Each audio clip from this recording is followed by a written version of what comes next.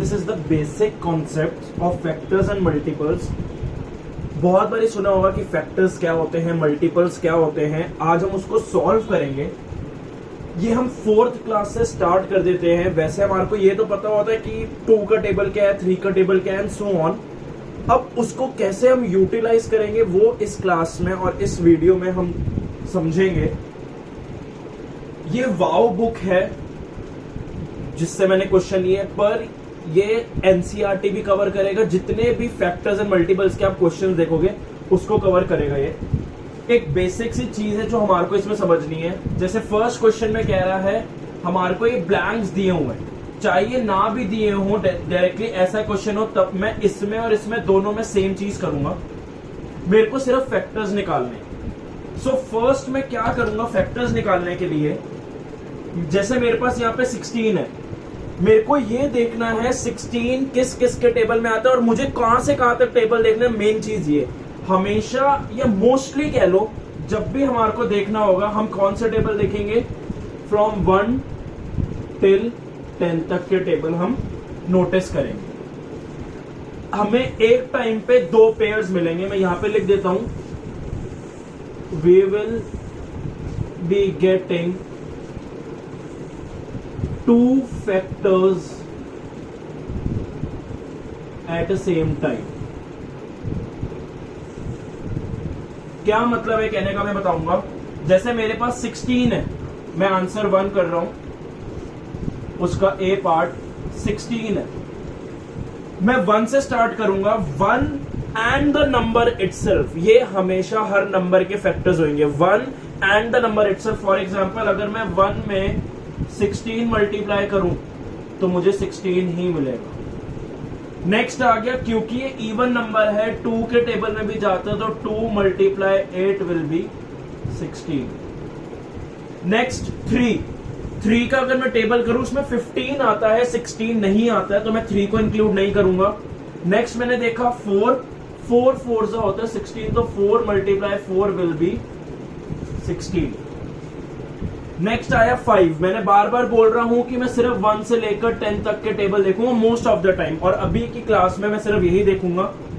5 के टेबल में नहीं आता 16, 6 के टेबल में भी 16 नहीं आता। हमें टेबल्स पता होने चाहिए।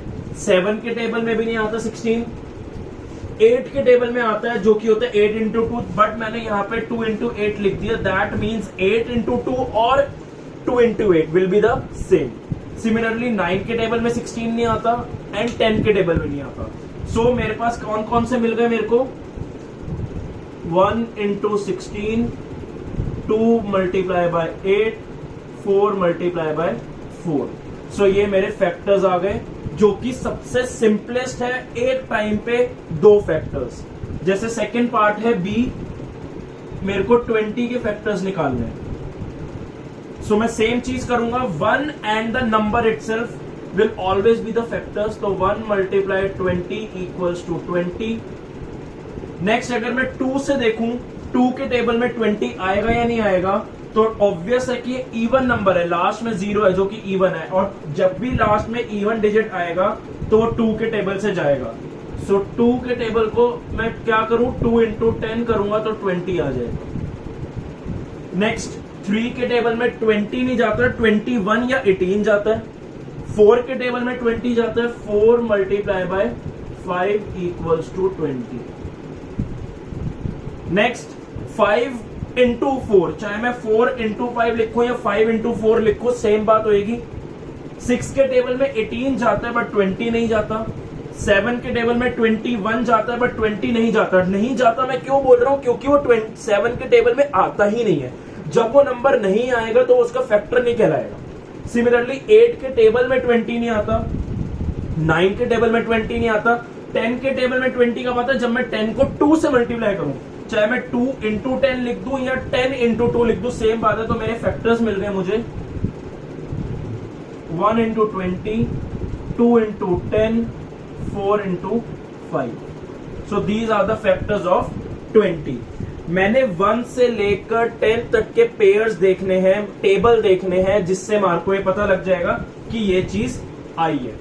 नेक्स्ट मैं क्वेश्चन 2 करूंगा, सेम चीज करनी है मैंने उसमें भी। मैं ये रब नहीं कर रहा ताकि आपको समझ आ जाए। क्वेश्चन 2 में भी बिल्कुल सेम चीज करनी है। आंसर 2 में फर्स्ट पार्ट में लिखा है 25 के फैक्टर्स फाइंड करो। मैं सेम चीज करूंगा, 1 एंड द नंबर इटसेल्फ, मतलब जो मुझसे पूछा वो तो हमेशा होंगे ही होंगे। नेक्स्ट, लास्ट में ऑड नंबर है तो 2 के टेबल में कभी भी नहीं जाएगा ऑड वाला नंबर। 3 के टेबल में 25 कभी नहीं आता, 3 के टेबल में 24 आता है बट 25 नहीं आता, 4 के टेबल में भी 24 आता है बट 25 नहीं आता। अगर मैं देखूं 5 मल्टीप्लाई बाय 5 25 होता है। उसके अलावा 6 में 25 नहीं जाता क्योंकि 6 के टेबल में 25 नहीं आता, 7 के टेबल में भी 25 नहीं आता, 8 के टेबल में भी नहीं, 9 के टेबल में भी नहीं, 10 के टेबल में भी नहीं।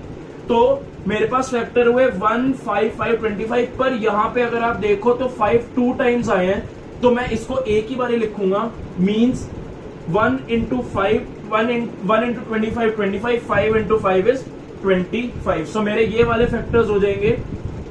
मैं इसको ऐसे ही रिप्रेजेंट कर सकता हूं। सेम चीज 55 के साथ है, जो सी पार्ट है 55। आप ये वीडियो की हेल्प से बाकी ऐसे क्वेश्चन भी इजीली अटेम्प्ट कर सकते हो। सेम चीज मैं करूंगा, 1 multiply 55 is equal to 55। Next अगर मैं करूं, लास्ट नंबर फिर से मेरे पास क्या है, ऑड है, जो कि 2 से नहीं जाएगा। 55 3 के टेबल में भी नहीं आता, 4 के टेबल में भी नहीं आता। आप टेबल अगर देखोगे तो समझ आ जाएगा। सेम अगर मैं 5 into 11 करूं, जो कि आ जाएगा 55। बहुत कम केसेस होंगे यहां पे आपके ऐसे नंबर्स आएंगे, पर मुझे ये पता है कि मैंने 1 से लेकर 10 तक के नंबर ही चेक करने। जैसे जैसे आप प्रैक्टिस करोगे आप उससे ज्यादा भी कर पाओगे, पर ये बेसिक कॉन्सेप्ट है, इसलिए 1 से लेकर आप 10 तक ही चेक करोगे। अगर मैं इसके बाद 5 के बाद और कोई टेबल लूंगा, 6, 7, 8, 9, 10, तो उसमें 55 नहीं जाएगा। सो मेरे ये फैक्टर्स हो गए। मेरे फैक्टर्स एक तरीके से अगर मैं यहां पे बताऊं तो फैक्टर्स होंगे 1, 5, 25। क्योंकि 5 2 बारी रिपीट हो रहे हैं इसलिए मैंने एक ही बारी लिखा है। यहां पे 1, 50, 1, 5, 11, 55 हमेशा असेंडिंग ऑर्डर में लिखने होते हैं फैक्टर्स। ये मेरे फैक्टर्स यहां पे हो गए, ये मेरे फैक्टर्स यहां हो गए।